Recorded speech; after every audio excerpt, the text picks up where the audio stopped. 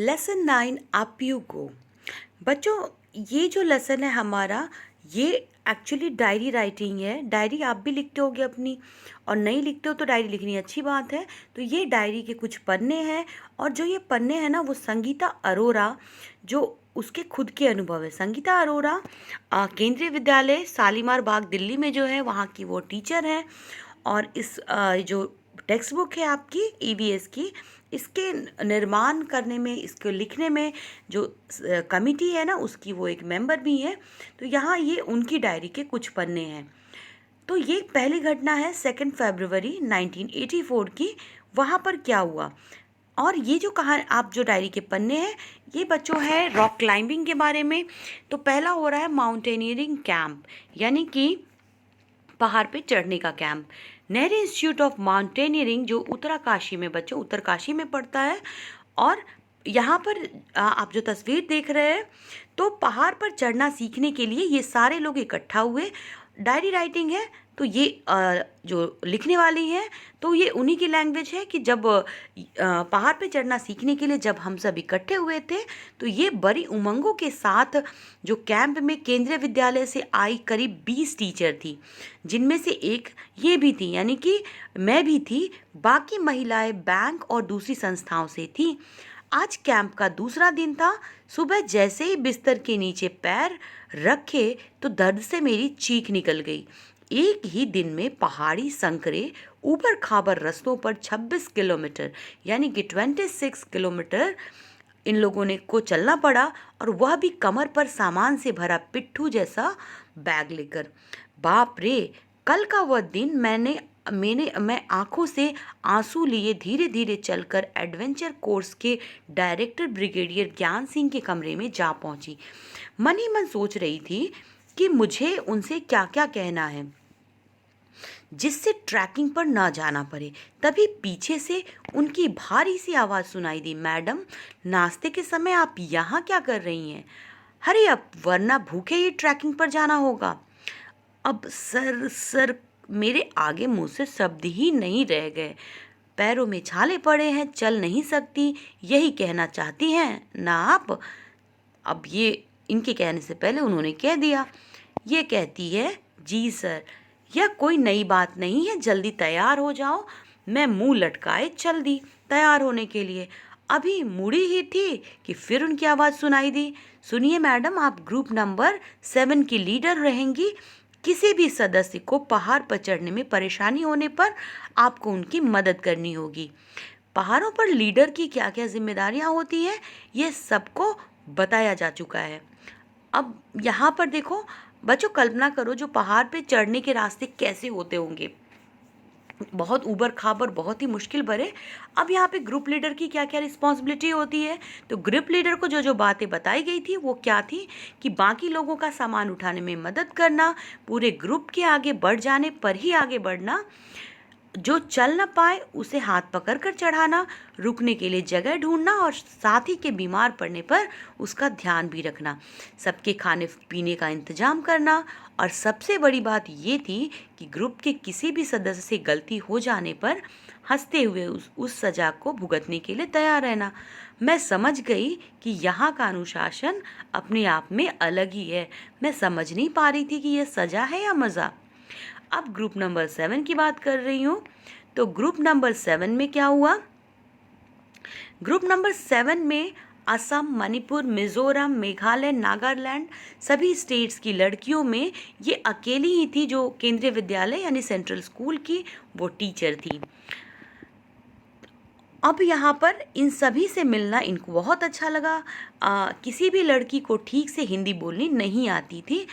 मुझे आज भी दुख है कि मैं मिज़ोरम की खोनदोनबी से एक बार भी बात नहीं कर पाई। केवल मिज़ो भाषा ही आती थी उनको, लेकिन फिर भी हमारे दिल एक दूसरे से जुड़े रहे।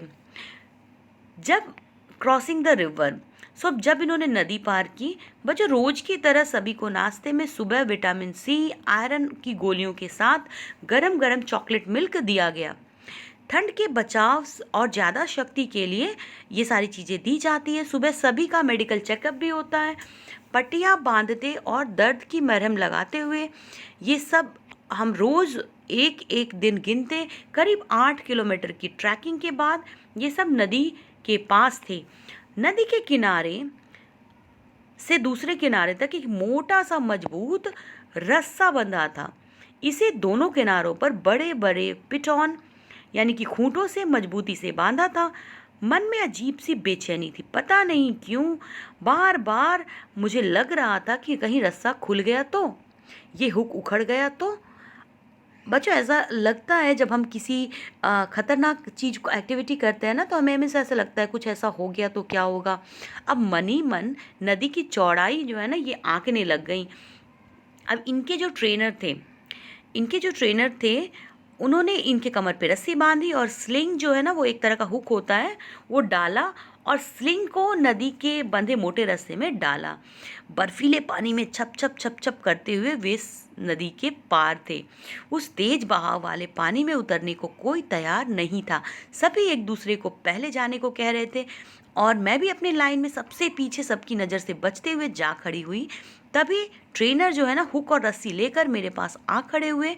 मैं आई हुई मुसीबत को समझ गई। बचाव का कोई रास्ता न था। मैं नदी में उतरने को तैयार तो हो गई पर साहस नहीं जुटा पा रही थी। सर मेरे मन की हालत को समझ रहे थे। वे जोर से बोले, 3 चीयर्स फॉर संगीता मैडम। इसके साथ ही किसी ने हल्के से मुझे पानी में धकेल लिया। अब लगा जैसे पैर सुन्न हो गए। मैं कांपने लगी। किट किट किट किट मेरे दांत बज रहे थे। मैंने रस्सा पकड़कर पैर जमाते हुए चल रही थी। किनारे पर तो पानी कम था पर धीरे धीरे मेरी गर्दन तक पहुंच गया। नदी के बीचों बीच जमीन पर मेरे पैर टिक नहीं रहे थे, फिसल रहे थे। डर, घबराहट और ठंड के मारे मेरे हाथ से रस्सा छूट गया। मैं जोर जोर से मदद के लिए चिल्लाने लगी। अब तो बह जाऊंगी, पर नहीं, मैं तो हुक के सहारे रस्से से बंधी हुई पानी पर पड़ी थी। रस्सा पकड़ो की आवाज़ें मुझे सुनाई दी। फिर हिम्मत करके मैंने रस्सा पकड़कर आगे बढ़ना शुरू किया। धीरे धीरे हिम्मत बटोरती आखिरकार मैं किनारे पर पहुंच गई। नदी से बाहर निकलते ही मुझे एक खास खुशी का एहसास हुआ। खुशी एक जोखिम भरा काम कर पाने का। अब किनारे पर खड़ी मैं बाकी लोगों को चिल्ला चिल्ला कर रस्सा कसकर पकड़ने की सलाह दे रही थी। जोखिम से जूझने के बाद जो विश्वास और साहस मुझे मिला यह उसी का परिणाम था। Rock climbing. आगे 10 फरवरी की बात करी जा रही है बच्चों। रॉक क्लाइंबिंग यानी कि चट्टानों पर चढ़ना। 10 फरवरी सन 1984 की बात है। 15 किलोमीटर तक इन्हें चढ़कर टेकला गांव पहुंचना था। गांव लगभग 1600 मीटर ऊंचाई पर था। खाने का डिब्बा, पानी की बोतल, रस्सी, hook, plastic sheet, diary, torch, तौलिया, साबुन, विंड शीटर, जैकेट, सीटी, ग्लूकोज, गुड़, चना और खाने पीने का सामान पिट्ठू बैग पर लिए हम टेकला में खड़े थे। सीढ़ीदार खेतों में मौसम के अनुसार फल और सब्जियां उगी थी। सामने एक बड़ी बिल्कुल सपाट लगभग 90 मीटर ऊंची चट्टान थी और चट्टान के ऊपर कर्नल राम सिंह खूंटे गाड़कर रस्सों के साथ खड़े थे। हमें बताया गया था कि चट्टान पर पहले पैर और हाथ जमाने की मजबूत जगह पहचान लें। आज मेरा मन पीछे हटने को नहीं था। मैं लाइन में सबसे आगे खड़ी थी।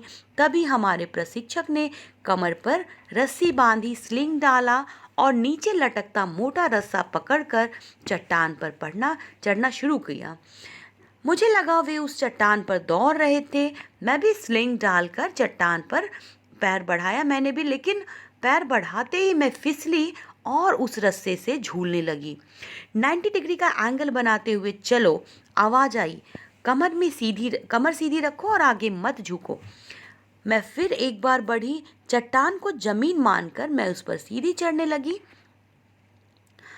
अभी वापस उतरना बाकी था, जिसे यहाँ पर क्या बोला जाता है बच्चों, तो जो क्लाइंबिंग जो है ना, जब वहाँ से वापस आना जो होता है ना, जब उतरना, वो उसको रैपलिंग बोला जाता है बच्चों। तो स्पेशल वे कॉल्ड रैपलिंग, मतलब चट्टानों से उतरना जिसे हम कहते हैं उसे रैपलिंग कहा जाता है।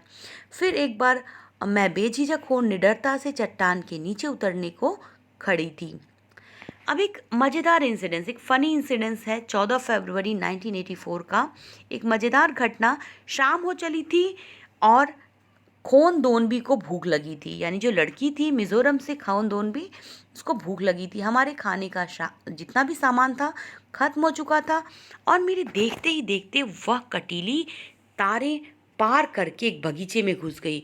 वहाँ से वह दो बड़े बड़े पहाड़ी खीरे तोड़ लाई। तभी पीछे से एक पहाड़ी महिला ने उसका बैग पकड़ लिया। अपनी भाषा में वह खोन दोनबी से कुछ कह रही थी। उसकी पहाड़ी भाषा हमारी समझ से बाहर थी। खोन दोनबी बीच बीच में मीज़ो भाषा में कुछ जवाब देती जो हमें समझ ना आता। मैं उन दोनों को हिंदी में कुछ समझाती, लेकिन किसी को भी किसी बात की समझ नहीं आ रही थी। आखिर हाव भाव से मैंने उस महिला को समझाया और गलती मानी। इतनी देर में सारा ग्रुप बहुत आगे निकल चुका था, अंधेरा हो चुका था और मुझे लगा हम गलत रास्ते पर बढ़ रहे हैं। हम बहुत घबरा गए, टॉर्च से भी कुछ नज़र नहीं आ रहा था। हमने घबराकर हाथ पकड़ लिए। ठंड में भी मेरे पसीने छूट रहे थे। मैंने जोर से आवाज़ लगाई, कहाँ हो तुम सब? पहाड़ों पर मेरी आवाज़ गूंजने लगी। हमने ज़ोर ज़ोर से सीटियां बजानी शुरू की और टॉर्च से रोशनी की। तब जाकर शायद ग्रुप को पता चल चुका था। जवाबी सीटियां बजने लगी। हम उस संकेत को समझ गए। टॉर्च जलाए हुए हम हाथ पकड़े, पसीने से तरबतर वहीं अपनी जगह खड़े हो गए। खोन दोनबी को लगा कि हमें कुछ न कुछ बोलते रहना चाहिए। उसने मीजो भाषा में ज़ोर ज़ोर से कोई गीत गाना शुरू कर दिया। थोड़ी देर में हम ग्रुप से मिल गए। तब जाकर कहीं हमारी जान में जान आई। आगे अ स्पेशल गेस्ट, एक खास मुलाकात। रात को खाने के बाद हमें एक खास मेहमान से मिलवाया गया। वह थी बछेंद्री पाल। उन्हें माउंट एवरेस्ट पर चढ़ाई के लिए चुना गया था। वो ब्रिगेडियर ज्ञान सिंह से आशीर्वाद लेने आई थी। उस खुशी के माहौल में सभी गा बजा रहे थे। बछेंद्री भी एक मशहूर पहाड़ी गीत गाते हुए नाचने लगी। बेडू पाको बारामासा, काफल पाको चैता मैरी छैला। मैं सोच भी नहीं सकती थी कि यही बछेंद्री एवरेस्ट पर चढ़ने वाली पहली भारतीय महिला बनने का इतिहास रचेंगी। सो कैंप इन द शो 18 फरवरी 1984। अब लगभग 2134 किलोमीटर्स मीटर की ऊंचाई पर हम खड़े थे। हमें रात को यहीं रुकना था। हम अपना टेंट लगाने की कोशिश में लगे थे। टेंट लगाने के लिए और बिछाने के लिए हमारे पास प्लास्टिक की 2 शीट, 2 फोल्डेड शीट थी, जिसको जो हवा में रुकी होती थी और ठंड नहीं आती। हमने खूंटे गाड़े और टेंट बांधने शुरू कर दिए। पर यह क्या, एक तरफ बांधते तो दूसरी तरफ से उड़ जाता। बड़ी मुश्किल से टेंट लगे। फिर हमने टेंट के चारों तरफ नाली खोदी। हम सभी भूख से बेहाल थे। हमने पत्थरों से चूल्हा बनाया, लकड़ियाँ इकट्ठी करके चूल्हा जलाया और खाना पकाया। खाना खाकर छिलके और कूड़ा एक पैकेट में इकट्ठा किया और जगह साफ की। सोने के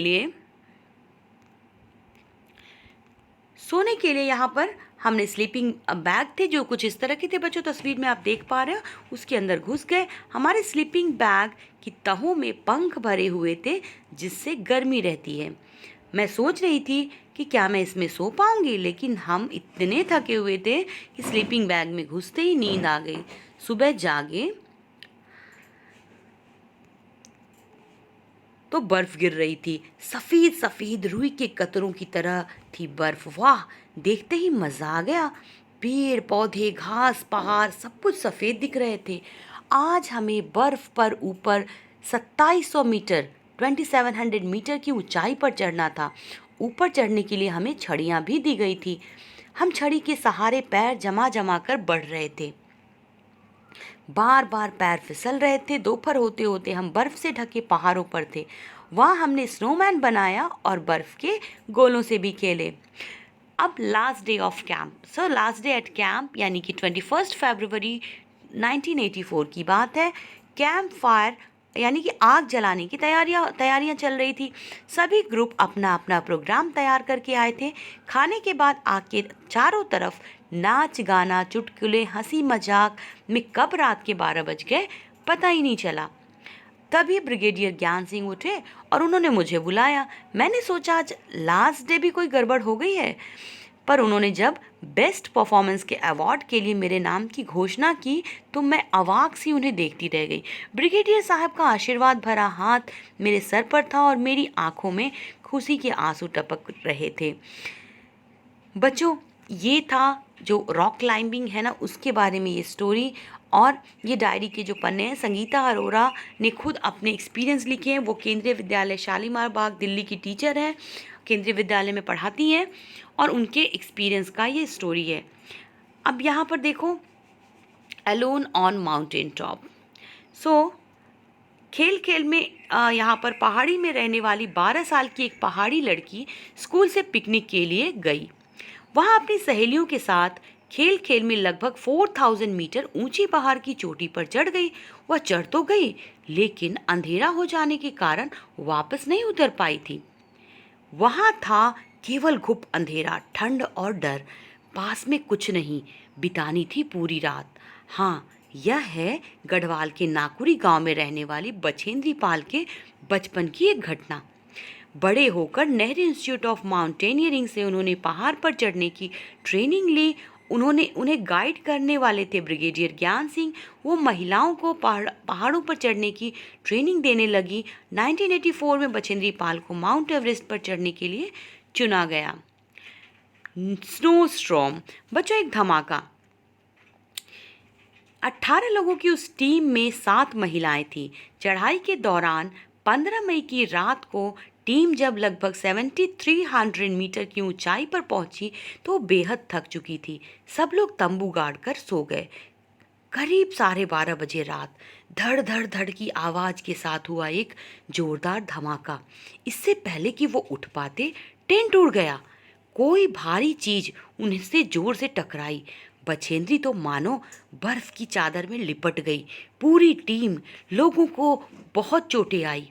टीम के लोगों ने कुल्हाड़ी से खोद खोद कर उन पर से बर्फ हटाई, उन्हें बाहर निकाला। उनका सिर जख्मी था। एक भयंकर बर्फ का तूफान था। टीम के लोग और नीचे बेस कैंप में लौट गए, लेकिन बछेंद्री जैसे तैसे फिर ऊपर की तरफ बढ़ी। बछेंद्री 23 मई 1984 को एक दिन में 1:07 पर 8900 मीटर ऊंची चोटी माउंट एवरेस्ट, जिसको नेपाली में सागरमाथा कहा जाता है, उसने उस पर कदम रखा। उसके साथ उनकी टीम का एक साथी भी था। चोटी पर 2 लोगों के खड़े होने की जगह ही नहीं थी। पैर फिसलते ही हजारों फुट नीचे गिरकर रुकते। उन्होंने बर्फ खोदकर अपनी कुल्हाड़ी को हुक की तरह गाड़ा और रस्से से अपने आप को उस हुक से बांधा। तब वे लोग वहाँ खड़े हो पाए। वे ठंड से कांप रही थी पर खुशी से झूम भी रही थी। उन्होंने वहाँ माथा टेका, तिरंगा गाड़ा और कई फोटो खींचे। करीब 43 मिनट वह दुनिया की सबसे ऊंची चोटी पर रही। इसके साथ ही बछेंद्री भारत की पहली और संसार की 5वीं ऐसी महिला बन गई जिन्होंने एवरेस्ट पर कदम रखा। बच्चों, पर्वतारोहण में बहुत सारी चीज़ें इस्तेमाल होती है, जैसे कि स्लिंग, पिटॉन, हंटर शू, स्लीपिंग बैग, ये सारी चीज़ें होती है जिसकी तस्वीर आप इंटरनेट पर देख सकते हो। और बछेंद्री पाल के बारे में आपको पढ़ के बहुत मोटिवेशन मिला होगा बच्चों। और हम सबको कुछ ऐसा मोटिवेशनल काम अपने लाइफ में ज़रूर करना चाहिए। और इस लेसन के जितने क्वेश्चंस आंसर है आपको डिस्क्रिप्शन में PDF में प्रोवाइड करा दूंगी, जहाँ से आप नोट कर अपने नोट्स तैयार कर लेना। जल्दी मिलूंगी नेक्स्ट वीडियो में अपने नेक्स्ट नए लेसन के साथ। तब तक के लिए don't forget to like, share and subscribe. And yes, thanks for watching.